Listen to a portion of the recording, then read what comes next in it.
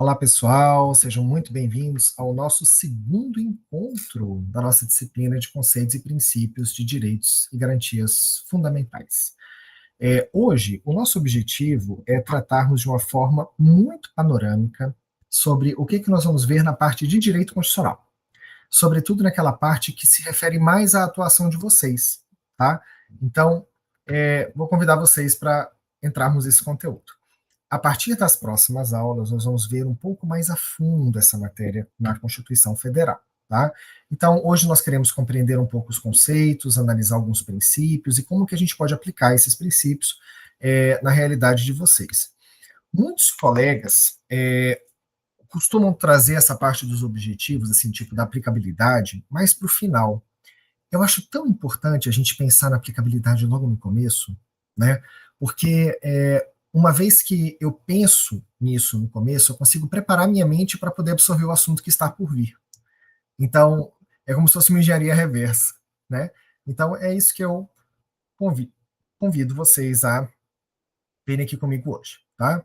Então, quando nós falamos de direitos fundamentais, nós estamos falando aqui de prerrogativas que são essenciais à vida digna, à liberdade, à segurança, né? É aquilo que torna a vida de qualquer cidadão uma vida mínima para que você possa progredir, para que você possa avançar, né? Então, do aspecto constitucional, direitos fundamentais é visto por essa perspectiva, tá bom? Vai limitar também o poder do Estado e protege o cidadão. Nós vamos falar na próxima aula sobre a questão da eficácia das normas fundamentais, tá? Ela está prevista na Constituição Federal, do artigo 5º ao artigo 17, muito embora, pela doutrina mais recente do direito constitucional, muitos doutrinadores já estejam falando que os direitos fundamentais estão esparramados pela Constituição. Então, assim, não se limitam apenas do artigo 5º ao artigo 17. Está para além, tá? Mas é assunto para outro encontro, tá bom? E nós vamos falar também sobre essa característica dos direitos fundamentais, que é essa eficácia plena e imediata, né?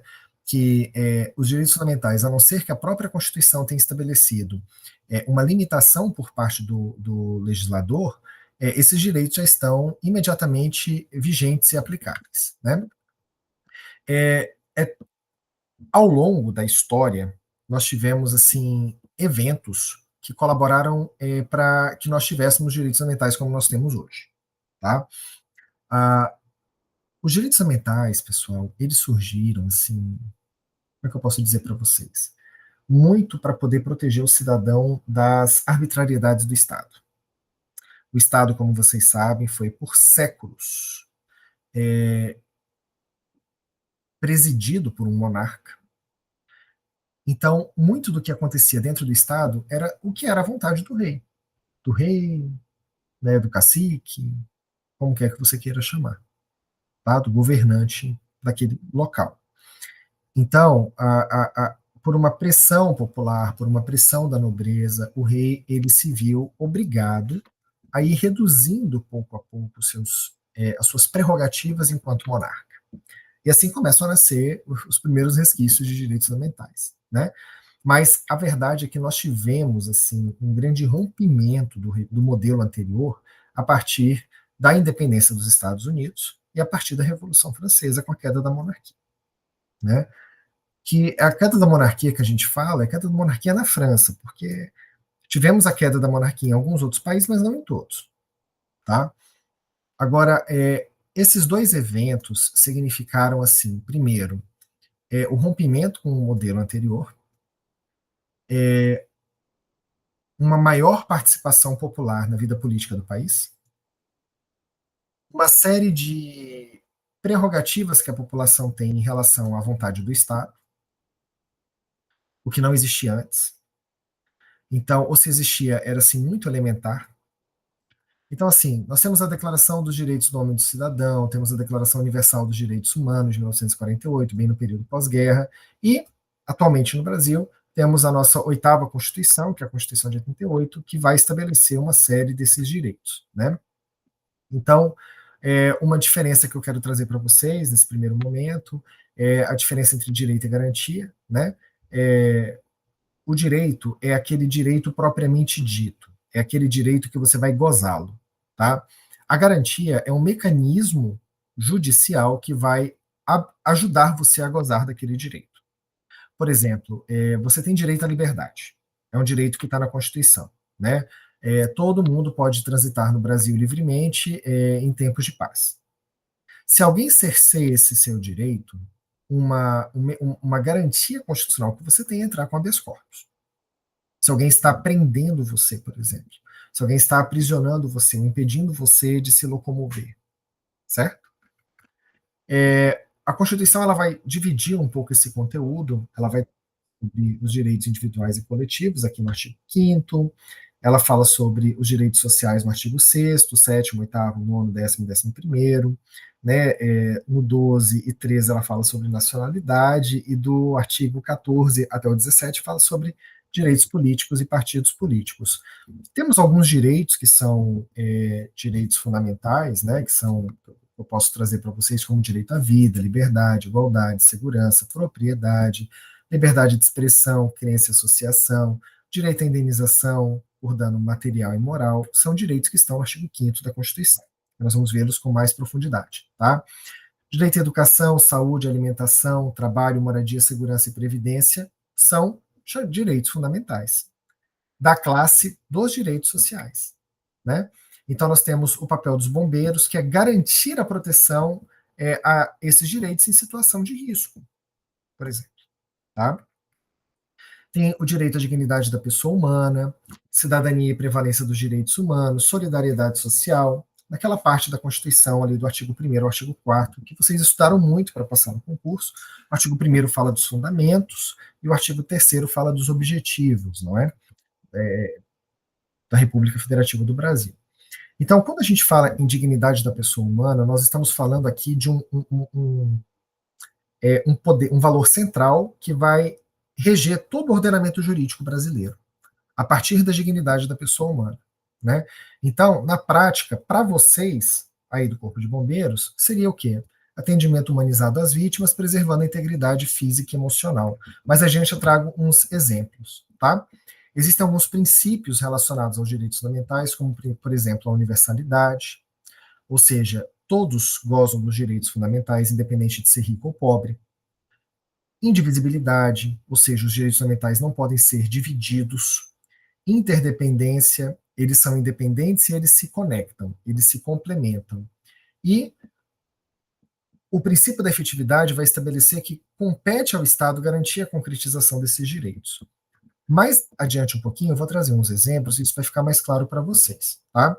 Em caso de algum conflito, você vai ter que exigir uma ponderação dos direitos fundamentais.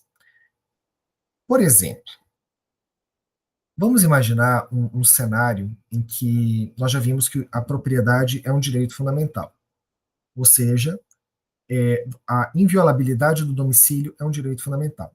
Porém, se você tiver uma situação de risco, o Estado ele pode entrar na sua casa de forma coercitiva. Numa situação, por exemplo, para poder repelir uma agressão, flagrante delito, para cumprir decisão judicial. Opa, então assim, a inviolabilidade do domicílio não é bem absoluta. Ela comporta exceções. Então, veja que nós estamos falando aqui de ponderações. E muitas vezes, na carreira de vocês, vocês vão ter que ponderar essas questões, né? E aí entra essa parte aqui que eu coloquei para vocês, que é a proporcionalidade e razoabilidade. Cada momento vai estabelecer onde houve abuso, se houve abuso, quem é responsável, se não há responsabilidade, se foram as circunstâncias do momento que estabeleceram, certo? Respeito à intimidade das vítimas e à imagem das vítimas. É um direito fundamental, igualdade no atendimento. Eu vou trazer isso em exemplo daqui a pouquinho, tá? Garantia de informação clara, uso moderado da força, tá? Trago aqui para vocês um caso, né? Enchente, risco iminente de morte, casa trancada, né? Então, numa situação dessa, o direito à vida prevalece, né? Então, a autoridade que está imbuída ali daquela diligência, daquela ocorrência, né, vai ter concedido pela Constituição o ingresso naquela residência, em caso de desastre. Tá? É uma situação aqui que você tem essa ponderação: direito à propriedade, direito à inviolabilidade do domicílio e direito à vida. Né? É uma situação que um bombeiro divulga foto de vítimas nas redes sociais. Um outro exemplo que você tem a violação da intimidade, e as imagens, elas não podem ser divulgadas sem autorização da pessoa. Então, assim, você tem o direito de livre expressão, de divulgar seu pensamento, mas você não tem o direito de usar a imagem do outro, por exemplo, né? Empresário e morador de rua aguardam resgate. Quem atender primeiro? Olha que interessante isso, né? Porque a Constituição, ela não traz distinção entre um e outro. Ela não traz distinção. Então, você tem que aplicar o critério técnico de gravidade clínica. Todos são iguais perante a lei. Não sei quem você vai atender primeiro. Quem tiver melhores chances de ser salvo. Mas o critério de renda não pode ser usado aqui como definidor para o atendimento. Tá? Uma outra questão que eu trago, né? Recusa de participar de orações em abrigo público, né? Respeitar a liberdade de crença, não impor práticas religiosas. Nós temos a liberdade de crença no artigo 5º da Constituição. E o local do culto, ele tem proteção constitucional.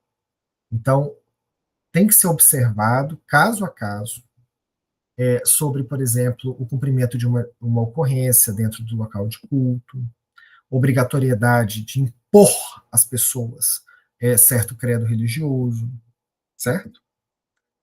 E os direitos ambientais, então, eles orientam a atuação dos agentes públicos. O Corpo de Bombeiros, ele tem esse papel na efetivação desses direitos, e a dignidade humana deve sempre ser priorizada. E aqui eu trago uma reflexão final, que em cada ação, uma oportunidade de proteger vidas e honrar a Constituição. Tá bom?